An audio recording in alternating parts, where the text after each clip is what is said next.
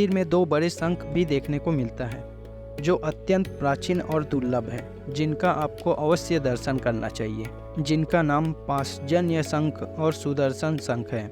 जय जोहार दोस्तों, आज हम आपको लेकर चलते हैं एक ऐसे स्थान में जो भारत की धार्मिक और सांस्कृतिक धरोहर का महत्वपूर्ण हिस्सा है। हम बात कर रहे हैं दूधाधारी मठ की। यह मठ न केवल आध्यात्मिकता का केंद्र है बल्कि अपने ऐतिहासिकता और सांस्कृतिकता के लिए भी जाना जाता है। तो चलिए इस अद्भुत यात्रा पर निकलते हैं। तो शुरू करें। तो करना,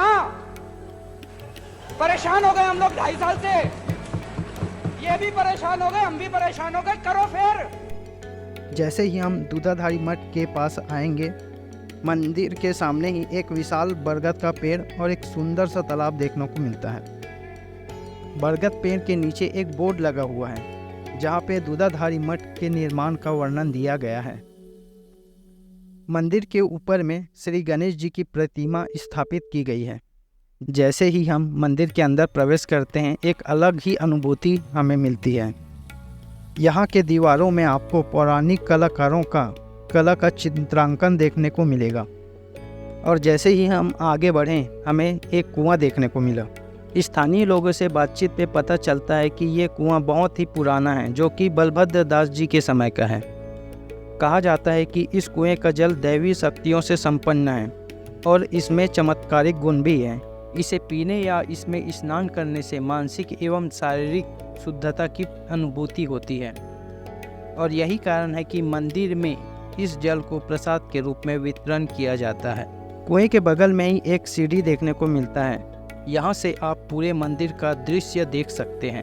कुएं के सामने ही थोड़ी दूरी पर एक बोर्ड लगा हुआ दिखाई देता है। उस बोर्ड के नक्शे में ये दर्शाया गया है कि भगवान राम वनवास काल में छत्तीसगढ़ के किन किन स्थानों में गए हुए थे, जो कि नक्शे में पूर्ण रूप से दर्शाया गया है। सबसे महत्वपूर्ण बात, नक्शे के नीचे ही हमें कुंड देखने को मिलता है जिसमें 2 पत्थर पानी में तैरते हुए नजर आते हैं। मैं नहीं मानता। उसके बाद हम कुंड से राइट लिए तो हमें एक मंदिर के पीछे लाल कपड़े में बहुत सारे नारियल बंधे हुए देखने को मिलता है, जो मनोकामना पूर्ति के लिए बांधा जाता है। कहा जाता है जिनको संतान प्राप्ति में दिक्कतें होती हैं, यहाँ पे आके मांगे गए जो भी मनोकामना होती है वो बालाजी महाराज अवश्य पूर्ण करते हैं। इसके पीछे भी एक कहानी है जो आपको अवश्य जाननी चाहिए। ऐसा माना जाता है कि एक समय नागपुर के राजा श्री भोसले जी आखेट हेतु अपने सहयोगी सहित जंगल में आए। तभी उन्हें भूख प्यास लगने लगी और वो भोजन की तलाश में इधर उधर भटकने लगे। कुछ देर पश्चात उन्हें जंगल में एक कुटिया दिखाई दी। जब राजा अपने सहयोगी सहित कुटिया में पहुंचे तो वे वहां का दृश्य देखकर आश्चर्य हो गए। वे देखे कि एक महात्मा ध्यान मग्न होकर बैठे हुए हैं और उनके एक तरफ शेर और एक तरफ गाय निर्भीक होकर बैठे हुए हैं। एक हिंसक जीव के साथ गाय को निर्भीक बैठे देखकर राजा जी काफ़ी प्रभावित हुए और राजा भी महंत बलभद्र दास जी के पास बैठ गए। ध्यान टूटने के उपरांत संत जी ने राजा का आदर सत्कार किया।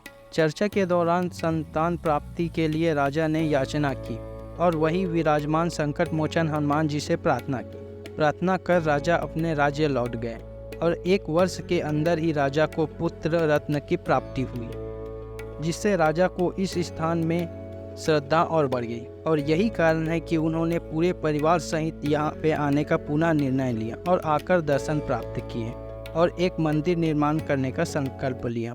संभवतः सन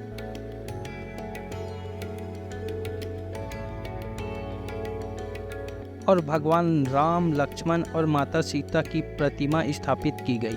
अपने आराध्य को हमेशा दर्शन करने हेतु हनुमान जी स्वयं भू दक्षिण मुखी हो गए और यही कारण है कि तभी से जिनको संतान प्राप्ति में दिक्कतें होती हैं, यहाँ पे मांगे जाने वाले मनोकामनाएं अवश्य पूर्ण करते हैं भगवान बालाजी। स्थानीय लोग तो ये भी बताते हैं कि यहाँ पे एक संत थे बलभद्र दास जी, जो हनुमान जी के अनन्य भक्त थे। बलभद्र दास जी एक पत्थर को भगवान हनुमान जी की प्रतिमा मानकर उनकी नित्य प्रतिदिन पूजा अर्चना करते थे और उन्हें दूध से अभिषेक भी कराते थे। अन्य कोई और भोजन न करके केवल दूध का सेवन करते थे जिनके कारण ही इस मठ का नाम बोलचाल की भाषा में दूधाधारी से दूधाधारी मठ के नाम से जाना जाने लगा। बाबा बलभद्र दास जी के बारे में कहा जाता है कि उन्हें भगवान श्री राम के दर्शन प्राप्त थे।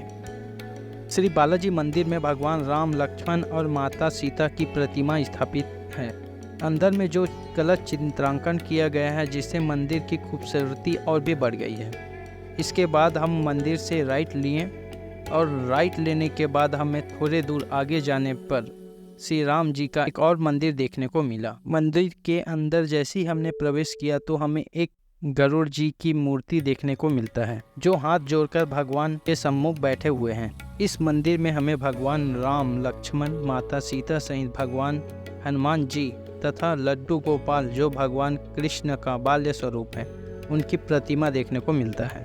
इसके साथ ही यहाँ पर हमें भगवान के 10 अवतारों के पूर्ण वर्णन को देखने को मिलता है। मंदिर में 2 बड़े शंख भी देखने को मिलता है, जो अत्यंत प्राचीन और दुर्लभ है, जिनका आपको अवश्य दर्शन करना चाहिए, जिनका नाम पांचजन्य शंख और सुदर्शन शंख है। पांचजन्य शंख भगवान कृष्ण के पास था, जो काफी विशाल और सुंदर था, जो तेज ध्वनि के लिए जाना जाता है। इन दोनों शंखों का प्रयोग किसी विशेष महत्वपूर्ण पूजा तथा यज्ञ में किया जाता है। इस शंख को लेकर कहा जाता है कि बाबा बलभद्र दास जी को भगवान राम स्वप्न में दर्शन देकर इस शंख को समुद्र किनारे से लाने का आदेश दिया। इस दिव्य प्रेरणा से बलभद्र दास जी समुद्र किनारे पे गए तो उन्हें यह 2 शंख प्राप्त हुआ और तभी से ये 2 शंख मंदिर में स्थापित हैं और इन्हीं शंखों से बलभद्र दास जी भगवान जी की पूजा अर्चना एवं अभिषेक करते थे, जो आपको आज भी यहाँ पे देखने को मिलता है। जैसे ही हम मंदिर के बाहर गए तो हमें फिर से हनुमान जी के दर्शन प्राप्त हुए।